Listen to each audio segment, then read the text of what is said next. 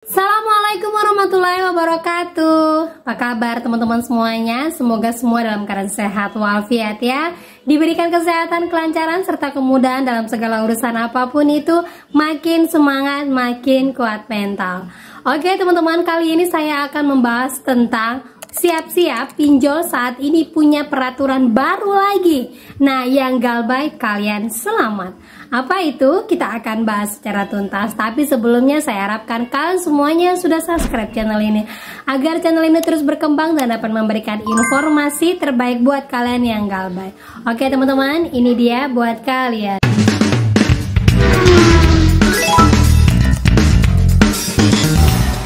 Teman-teman, sebelum lanjut ke pokok permasalahan, kita mau bahas dulu lah yang sedang tren ataupun informasi yang sedang FYP saat ini. Tapi jangan lupa follow Instagram dan akun TikTok saya untuk informasi-informasi terbaru tentang pertanyaan-pertanyaan yang mungkin menjadi pertanyaan kalian juga.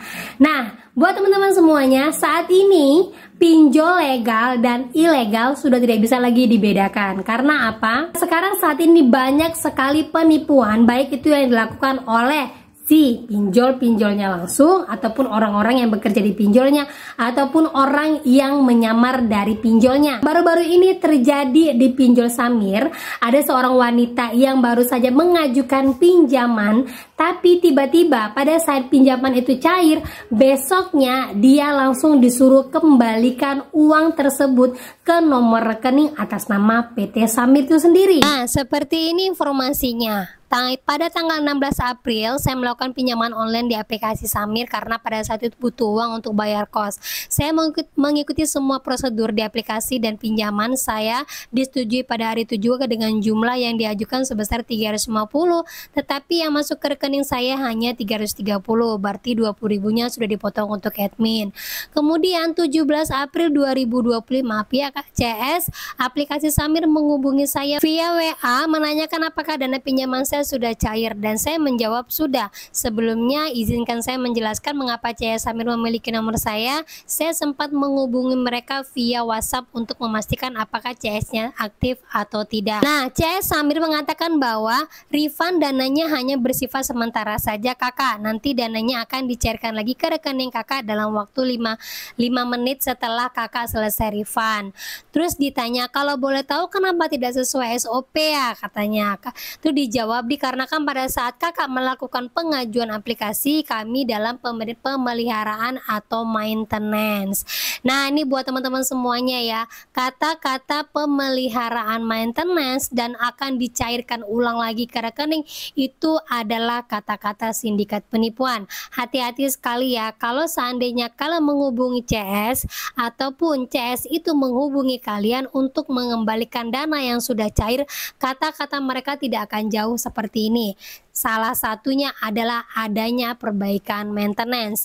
Dan yang bikin heboh di sini adalah si CS ini mengirimkan nomor virtual account atas nama si Samir sendiri. Nah, contohnya seperti ini, Bank BRI, kode virtual accountnya atas nama Samir Sahabat Mikro Fintech.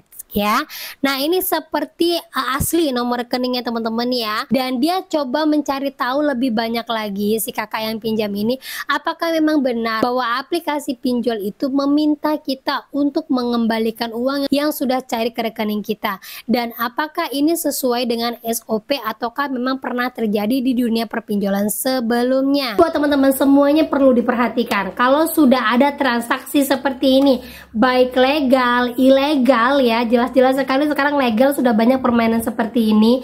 Kalau seandainya kalian tidak jadi melakukan pinjaman, terus kalian berniat memang mau mengembalikan uang tersebut, dan dengan serta-merta CS-nya langsung kasih nomor rekening, saya jamin itu adalah penipuan. Karena apa? Setiap yang namanya transaksi bisnis itu tidak bisa dibatalkan dalam keadaan apapun, kecuali memang sudah ada dalam adendumnya ataupun peraturannya. Jadi kalau sudah langsung kasih nomor rekening dan dikasih nomor ini, berarti sudah hoax. Jelas teman-teman ya, jangan sampai kalian jadi korbannya lagi ya.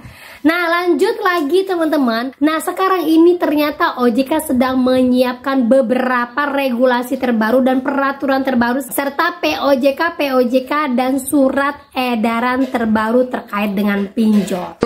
Hingga RUPD ini alasan OJK kaji aturan baru Pindar.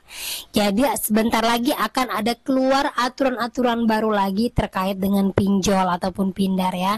Di sini disebutkan ketentuan baru ini mencakup kewajiban agunan hingga rapat umum pemberi dana RUPD. Jadi sebelumnya saya sudah pernah menjelaskan ya bahwa akan adanya agunan untuk setiap semua pinjaman online. Nah, sebelumnya disebutkan bahwa pinjaman yang memiliki agunan ini nilai pinjamannya itu mencapai miliaran. Tetapi saat ini akan dikaji ulang lagi, sepertinya untuk nilai kecil pun nantinya akan diberikan agunan. Nah, informasinya dengan adanya agunan, penyelenggara memilih instrumen yang dapat digunakan untuk melakukan recovery jika terjadi wan prestasi dari penerima dana. Artinya, agunan-agunan ini nantinya bertujuan untuk menjaga apabila terjadi gagal bayar. Selain itu, RSE OJK juga, ini surat edaran ya, juga mengatur pembatasan pendanaan maksimal 50 juta untuk sektor mikro dan ultra mikro. Dana tersebut dikenakan bunga maksimal 0,275% per hari dengan tenor hingga 6 bulan. Jadi ke depan nantinya setiap peminjaman untuk UMKM, karena ke depan nanti OJK hanya akan mengeluarkan khusus untuk UMKM saja. Konsumtifnya sudah mulai sangat-sangat dikurangin. Konsumtif itu biasanya pinjaman untuk sehari-hari ya, bukan yang ada usaha. Nah, untuk yang UMKM ini tenornya pun yang dikenakan hanya 6 bulan saja. Jadi kedepannya nanti sesuai dengan peraturan yang akan diterapkan oleh OJK, setiap pinjol ini jatuhnya hampir sama seperti perbankan. Dan di sini terlihat juga banyaknya investor yang mulai tidak mempercayai Indonesia. Nah, contohnya sajalah para pendiri-pendiri perusahaan besar yang tidak jadi menanamkan sahamnya di Indonesia karena banyak ini itunya. Nah, ini pun terjadi di keuangan Indonesia, teman-teman. Jadi buat kalian semuanya yang masih galbay ini benar-benar selamat sekali. Karena apa? Sudah otomatis kalian tidak akan dilibatkan dengan peraturan-peraturan baru seperti ini. Dan saya yakin setiap ada peraturan baru, otomatis akan adanya regulasi baru. Dan untuk yang masih galbay ini, saya yakin sekali nanti akan adanya pencatatan ulang untuk peraturan baru ini, yang nantinya kita harapkan semoga hutang-hutang kalian akan dihapus bukukan ataupun dialihkan kepada pihak ketiga ataupun dijual kepada pihak ketiga atau apapun itu alasannya, yang mana nantinya hutang kalian akan lunas demi membersihkan nama pinjol-pinjol ini. Nah, itulah yang saya tangkap atas informasi ini, teman-teman ya.